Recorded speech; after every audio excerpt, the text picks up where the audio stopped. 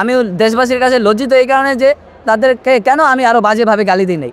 গালিটা মূলত আওয়ামী লীগের বন বিভাগের বা পরিবেশ বন ও জলবায়ু পরিবর্তন মন্ত্রণালয়ের অধিভুক্ত যে সকল অধিদপ্তর রয়েছে সেখানে বহাল তবিয়তে থাকা ফ্যাসিবাদের দোষর অর্থাৎ আওয়ামী লীগের আমলে বিভিন্নভাবে অবৈধ উপায়ে টবিং করে নিয়োগপ্রাপ্ত কর্মকর্তা কর্মচারীদের উদ্দেশ্য করে বলে গালি দেওয়া হয়েছিল। আমার এটা বলা উচিত হয়নি, আমি তাদেরকে আরও বাজেভাবে গালি দিতে চেয়েছিলাম, যেটা তখন আমার মাথায় আসেনি। আমি দেশবাসীর কাছে লজ্জিত এই কারণে যে তাদেরকে কেন আমি আরও বাজেভাবে গালি দিই নাই। আমি মনে করি যে তাদেরকে আরও বাজেভাবে গালি দেওয়া উচিত ছিল। ওদের স্বপ্ন পূরণে পাশে থাকতে পেরে আমরা গর্বিত। রিসেন্টলি আমি আমার আইডিতে একটি পোস্ট প্রকাশ করেছি। একটি ফেক অ্যাকাউন্ট থেকে আমাকে একটি ছোট কয়েক ইঞ্চি টাইপের একটি পিস্তল এবং 6টি বুলেট দেখিয়ে আমাকে হুমকি দেওয়া হয়েছে যে এগুলো দিয়ে আমাকে হত্যা চেষ্টা করা হবে। তো আমি আমার কাছে যতগুলো সাংবাদিক ভাই রয়েছে তাদেরকে এই বিষয় সম্পর্কে অবগত করেছি এবং আমার সাথে প্রশাসনের যে সকল কর্মকর্তা জড়িত রয়েছে এবং ইন্টারিম সরকারের যে সকল ভাই আমার সাথে কানেক্টেড রয়েছে তাদেরকে আমি এটা পাঠিয়েছি, ফরওয়ার্ড করেছি। তারা এই বিষয় সম্পর্কে যথাযথ ব্যবস্থা নেবে এবং গ্রহণ করবে বলে আমাকে আশ্বস্ত করেছে। কবে নাগাদ এই ব্যবস্থা নিশ্চিত করা হবে এবং সেটা কে ছিল, এর সাথে কারা জড়িত ছিল, সেটা কবে নাগাদ হবে প্রকাশ হবে সেটা আমি এখনও নিশ্চিত করে বলতে পারছি না।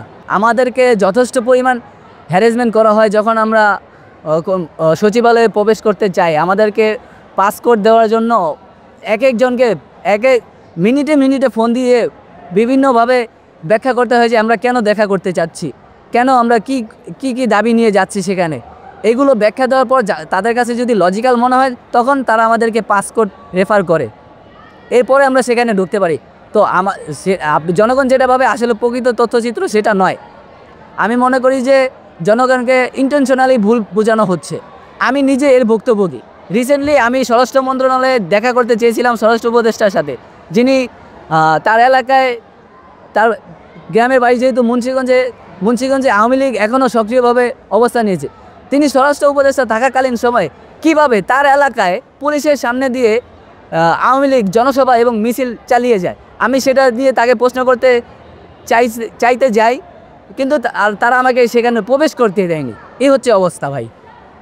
হ্যাঁ, আমি সেদিন গালি দিয়েছিলাম, সেটা ফুটেজে স্পষ্টভাবে দেখা যাচ্ছে, এটা আমি স্বীকার করেছি। আমার চিকিৎসার বিষয়ে রিসেন্টলি জুলাই ফাউন্ডেশনের সিওর সাথে মিটিং করেছিলাম। তো তিনি জুলাই ফাউন্ডেশনের বর্তমানে আর্থিক অবস্থা যেটা রয়েছে যে সেখানে নাকি 3.25 কোটি টাকা অবশিষ্ট রয়েছে এবং এখনও প্রায় 188 জন সামথিং বা 128 জন প্লাস মাইনাস হবে যে তারা এখনও আবেদন করে রাখছে তাদেরকে আর্থিক সহযোগিতা করা হোক। এই মাঝখানে আমি দ্বিতীয়বার আবেদন করেছি যে আমার চিকিৎসা যেহেতু কন্টিনিউ করা পসিবল হচ্ছে না, আমাকে পুনরায় আর্থিক সহযোগিতা করা হোক।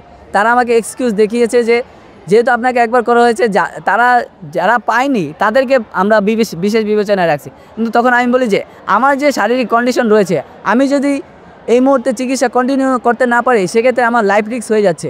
আমি ঢাকা মেডিকেল গিয়েছিলাম এবং বিভিন্ন সরকারি হাসপাতালে গিয়েছিলাম, সেখান থেকে আমাকে ডিরেক্ট বলা হয়েছিল যে হেলথ কার্ড না থাকলে কোনো ধরনের ফ্রি ট্রিটমেন্ট দেওয়া হবে না। তো আমি এখন কিভাবে চিকিৎসা কন্টিনিউ করব? আমার তো ফ্যামিলির অবস্থা ভালো নয়। গত 4 বছর যাবৎ আমি আওয়ামী লীগের নির্যাতনের শিকার হয়েছি। আমার ফ্যামিলির অবস্থায়, আমার চিকিৎসা করাতে গিয়ে আমার ফ্যামিলির অবস্থা এমন হয়েছে যে আমার ফ্যামিলি এখনও ঘর ভাড়া 6 মাসের বাকি রয়ে গেছে। তো এমন অবস্থায় কীভাবে আমার ফ্যামিলির চিকিৎসা খরচ বহন করবে? এটাই হচ্ছিল অবস্থা। সিও তখন আমাকে বলে যে ঠিক আছে, তাহলে দেখি আপনার জন্য কোনো বিশেষ ব্যবস্থা করা যায় কিনা।